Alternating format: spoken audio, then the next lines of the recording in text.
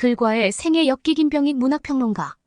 숙제로 작문을 내주던 초등학교를 졸업하고 중3 때 처음 내 글이 교지에 인쇄된 것을 보았고, 고등학생 때 비로소 학생지와 지방신문에 작품을 발표했다. 문학이라든가 작가라는 것은 어른들의, 그것도 천재적인 재능을 가진 분들의 것이고, 나는 다만 우등생이어서 을에 내야 할 숙제로 원고지 칸을 글자로 메꾸곤 했다. 대학생이 되어 이미 시단에 등단한 시인을 친구로 사귀면서도 글쓰기란 내게 당연히 망회의 직분이었고, 그럼에도 버릇처럼 원고지에 끄적거리기는 했다. 내가 문학이란 글쓰기 세계로 발 디딘 것은 신문사 문화부 기자로 일하면서도 여러 해 뒤였다. 대학 후배지만 일찍 문학판에 뛰어들어 왕성한 열정을 보이는 기면의 유혹 때문이었다. 아니, 그의 덕이라 해야겠다. 사람 사귀는데 비상한 열정이 있었던 그는 또래 글쟁이들을 모아 68문학이란 동인지를 발간한다며 그 명단에 내 이름을 나 몰래 불쑥 넣은 것이다. 그 강요 때문에 나는 가짜는 작가론을 썼고, 그 글로 나의 문학평론가 입신이 이루어졌다. 반세기 넘어 전에 어리숙한 시절 일이다. 그 후에 나는 문학과지성이란 이름으로 나온 개간지의 편집동인으로 참여하고, 1975년 동아일보 사태로 신문사에서 물러나면서는 실업자가 된 나를 위해 그 친구들이 엮어준 출판사에서 일해야 했다. 이때 나는 문학과지성 편집동인으로 참여하면서 출판사를 경영해야 했고, 사장 노릇이 부끄러워 작품을 읽고 쓰는 비평가로 행세하며 책 읽기 마이너스 쓰기 마이너스 내기에 작업을 의무감으로 감당해야 했다. 그래도 그 일이 힘들고 무겁기보다 즐겁고 보람 있었던 것은 문지동인들을 비롯한 많은 문학인 저자들이 청진동 25평 좁은 사무실에 몰려와 떠들고 나누고 엮는 문학 공동체가 되어 지식사회를 향한 유신 시절의 그 억압을 견뎌낼 수 있었기 때문이다. 정문길의 소외론 연구, 광장의 최인훈 전집을 엮으며 조세희의 난장이 연작에 공감하는 글을 쓰고 황동규 정현종 시집 간행으로 당대의 지식인 작가들의 작은 공동체를 이루며 그 억압의 시대에 공감과 토론이 있는 한 줄기 숨 쉴 자리를 펴는 보람을 즐길 수 있었던 것이다. 그러고서 25년 나는 2000년의 21세기를 맞으면서 이 새로운 시대는 후배들의 것이어야 한다고 생각했고, 그래서 스스로 그 자리를 물러났다. 그리고 집도 서울에서 벗어나 신도시로 옮기면서 자유지식인이란 멋진 이름으로 자칭하며 한가를 누린 지 이미 사반세기가 되어간다. 물론 점점 줄어드는 책 읽기와 더욱 게을러지는 글쓰기, 그리고 이제 그 힘이 다 닳았음을 자각하게 되는 80대 후반에 이르러 나 자신의 생애를 새삼 돌아보게 된다. 그 반성은 부끄러움과 아쉬움만이 아니고 다행히 내 나이를 다독거리며 내가 살아온 시대의 증인으로 자부해도 좋겠다는 생각마저 드는 것이다. 우선 이 시절은 민주화가 진행된 시대였다.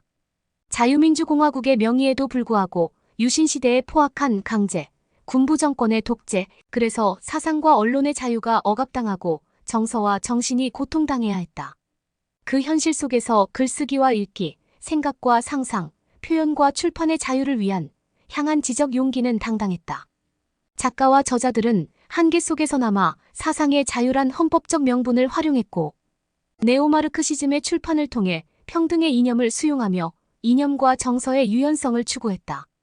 군부 독재 체제 속에서도, 그러니까 정신과 표현의 속살은 활달하게 움직거릴 수 있었고, 그것이 80년대의 억압 현실을 벗어나 90년대 자유민주주의 정치체제와 그 실제를 이루며 사상적 학문적 관용과 정서적 생동을 키웠고, 세기가 바뀔 즈음 우리의 자유민주주의는 현실에서나 사유에서 활달한 개방체제로 열어 나아갈 수 있었다. 우리의 글쓰기는 이 변화의 시절을 아주 현명하게 추진하고 또 수용했다. 금서의 탄압을 받으면서도 서가 밑거래로 그 책들은 독자들 손으로 전달되었고, 미국과 서구로 애둘러가며 현실 비판과 미래 지향의 대화를 풀어갈 수 있었다. 오늘의 출판의 자유, 그 실제가 되는 사상의 자유는 그런 노력 끝에 얻고 이룬 것이다. 우리는 격한 체제혁명을 치르지 않고도 책과 문자의 자유를 확보해갔다. 그 과정은 돌아보면 기특한 우리 민주화의 진전 모습으로 다가온다. 그러니까 20대 후반부터 시작된 내 글쓰기 생애는 이 난감한 시대적 전개 과정을 내장하고 있다. 신문기자 때 익힌 검열 회피술로 출판사에서 원고들을 직접 교정보며 편집해온 덕에 우리는 판금 조처를 피할 수 있었고 압수의 손실도 당하지 않았다.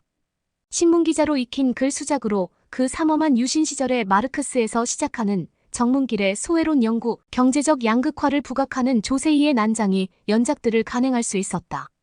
자유로운 시대에 그 다급해야 했던 억압의 시절을 회상하는 일은 즐겁다.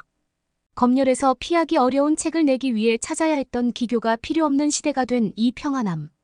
나는 중년 이후 그 평안을 즐길 수 있었고 그걸 만끽하며 내 글쓰기, 출판업을 마칠 수 있었다. 그 삼엄한 세상을 무사히 끝내게 된 것은 그래서 여간 큰 행운이 아니었다. 그런 다행을 누릴 수 있었던 것은 뜻을 같이 한 많은 친구들 덕분이었다. 그들을 중심으로 밀고 당기고 받쳐준 지식 공동체를 이룸으로써 고통과 고난의 시절을 버티고 이겨낼 수 있었던 것이다.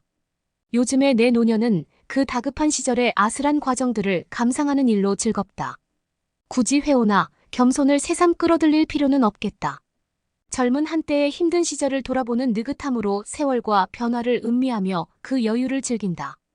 이 한결의 칼럼을 나는 그 연장선에서 내 생애에서 느낀 그 편안한 긴장감, 자유로운 소곳함으로 써왔다.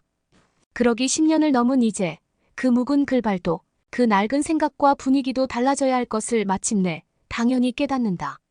그동안 내 수줍은 글을 만져 펴주신 한결의 편집진과 숙맥 같은 그 글들을 읽어주신 독자들께 이 글쓰기를 마치며 삼가드리는 감사와 감회의 인사는 그 새로움을 향한 나의 소망과 기대를 품고 있다.